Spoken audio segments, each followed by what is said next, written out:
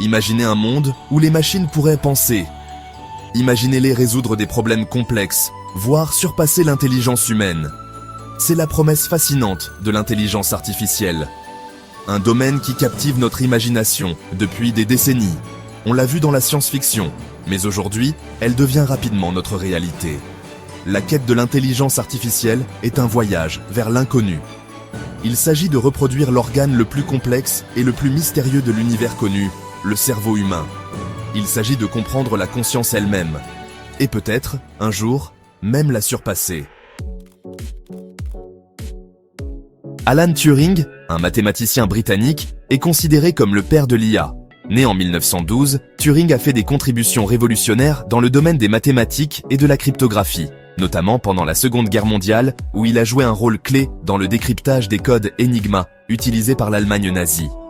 Mais c'est son travail post-guerre qui a véritablement jeté les bases de l'intelligence artificielle moderne. En 1950, il a proposé un test pour déterminer si une machine pouvait présenter un comportement intelligent. Ce test, publié dans son article « Computing Machinery and Intelligence », a posé la question fondamentale. Les machines peuvent-elles penser ? Turing a suggéré que plutôt que de débattre de la définition de la pensée, nous devrions évaluer si une machine peut imiter le comportement humain de manière indiscernable. Ce test, maintenant connu sous le nom de test de Turing, est d'une simplicité trompeuse. Il implique un évaluateur humain qui interagit avec une machine et un autre humain à travers une interface textuelle. L'évaluateur pose des questions à la fois à la machine et à l'humain, et les réponses sont tapées et envoyées de manière anonyme. Dans le test de Turing, un évaluateur humain interagit à la fois avec une machine et un autre humain. L'évaluateur ne sait pas qui est qui et doit déterminer, sur la base des réponses reçues, laquelle des deux entités est la machine. L'évaluateur ne sait pas qui est qui. Ce test met l'accent sur la capacité de la machine à imiter le comportement humain de manière convaincante, plutôt que sur la compréhension ou la conscience réelle. Si l'évaluateur ne peut pas distinguer de manière fiable la machine de l'humain, on dit que la machine a réussi le test. Cela signifie que la machine a atteint un niveau de sophistication où son comportement est indiscernable de celui d'un humain. Ce test, bien que controversé, a fourni un point de référence pour la recherche en IA pour les décennies à venir.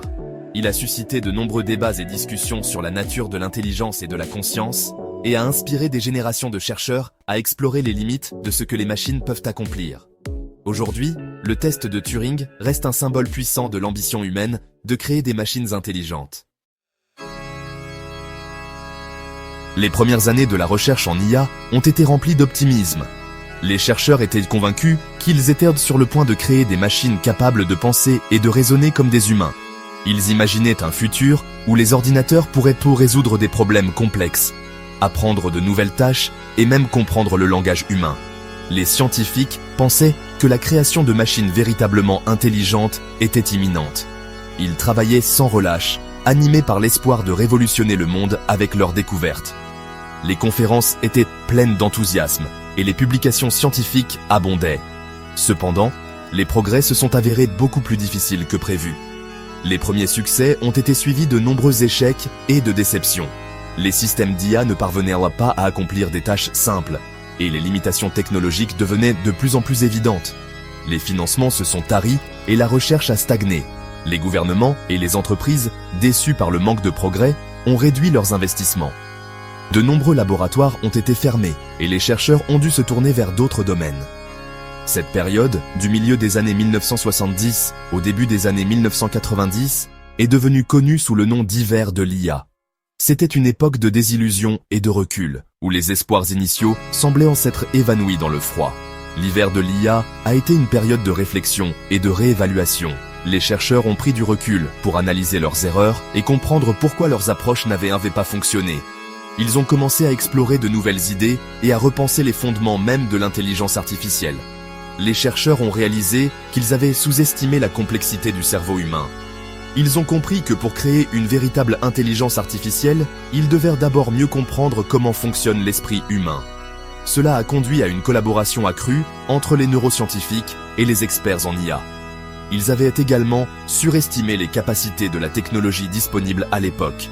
Les ordinateurs étaient encore trop lents et les algorithmes trop rudimentaires pour réaliser les ambitions des pionniers de l'IA. Cette prise de conscience a marqué le début d'une nouvelle ère de recherche, plus réaliste et méthodique. À la fin des années 1990 et au début des années 2000, une confluence de facteurs a insufflé une nouvelle vie à la recherche en IA. C'était une époque où les chercheurs et les ingénieurs commençaient à voir le potentiel de l'intelligence artificielle au-delà des théories académiques. Les laboratoires de recherche étaient en effervescence, et les conférences technologiques étaient remplies de discussions passionnées sur l'avenir de l'IA. L'un des plus importants a été l'explosion des données. Les entreprises et les institutions ont commencé à numériser leurs informations, créant ainsi une quantité massive de données disponibles pour l'analyse. Les serveurs de données se sont multipliés et la gestion des bases de données est devenue une compétence cruciale.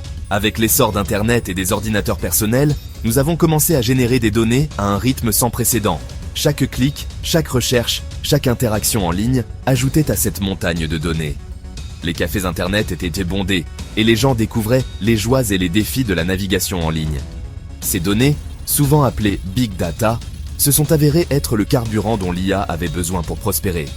Les visualisations de Big Data montraient des flux de données numériques complexes, et les serveurs de données travaillaient sans relâche pour stocker et traiter ces informations. Le Big Data, combiné à des ordinateurs de plus en plus puissants et à de nouveaux algorithmes, a conduit à des avancées significatives dans l'apprentissage automatique. Les superordinateurs ont permis de traiter des volumes de données énormes, et les algorithmes d'IA sont devenus plus sophistiqués, capables de détecter des motifs et des tendances cachées dans les données. Cette branche de l'IA se concentre sur la capacité des machines à apprendre à partir de données sans programmation explicite. Les scientifiques des données ont travaillé sans relâche pour former des modèles d'apprentissage automatique, en utilisant des réseaux neuronaux pour simuler le fonctionnement du cerveau humain. Les processus d'apprentissage de l'IA sont devenus de plus en plus autonomes, ouvrant la voie à des applications révolutionnaires dans divers domaines. Les réseaux neuronaux sont l'un des domaines les plus prometteurs de l'apprentissage automatique. Ces réseaux sont inspirés par la structure du cerveau humain. Ils sont constitués de nœuds interconnectés, ou neurones, qui traitent et transmettent l'information. Les réseaux neuronaux excellent dans la reconnaissance de formes. Cette capacité a conduit à des percées dans des domaines tels que la reconnaissance d'images, le traitement du langage naturel et la traduction automatique.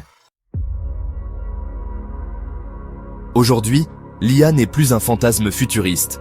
Elle est intégrée dans le tissu de notre vie quotidienne.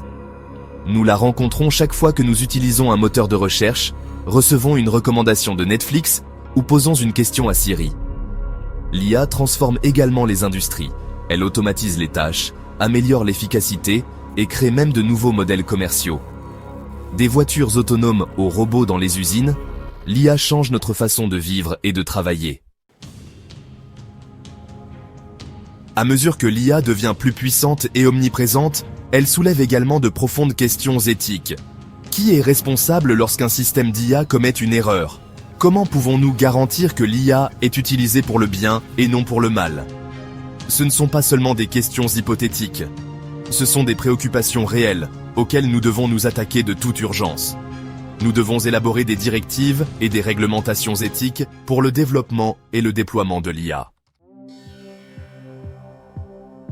L'avenir de l'IA est plein de possibilités, à la fois exaltantes et inquiétantes.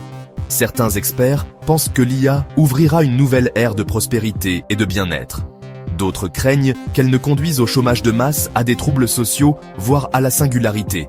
Un point hypothétique dans le temps où l'IA surpassera l'intelligence humaine et deviendra incontrôlable. La vérité est que l'avenir de l'IA n'est pas prédéterminé. C'est un avenir que nous façonnons activement à chaque choix que nous faisons.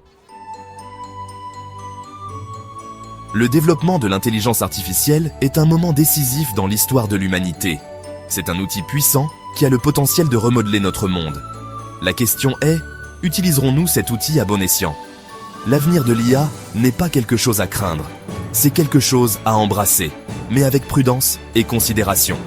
Nous devons engager des discussions ouvertes et éclairées sur les implications de l'IA.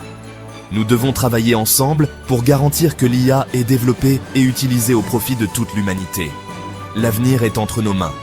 Assurons-nous que ce soit un avenir dont nous puissions tous être fiers.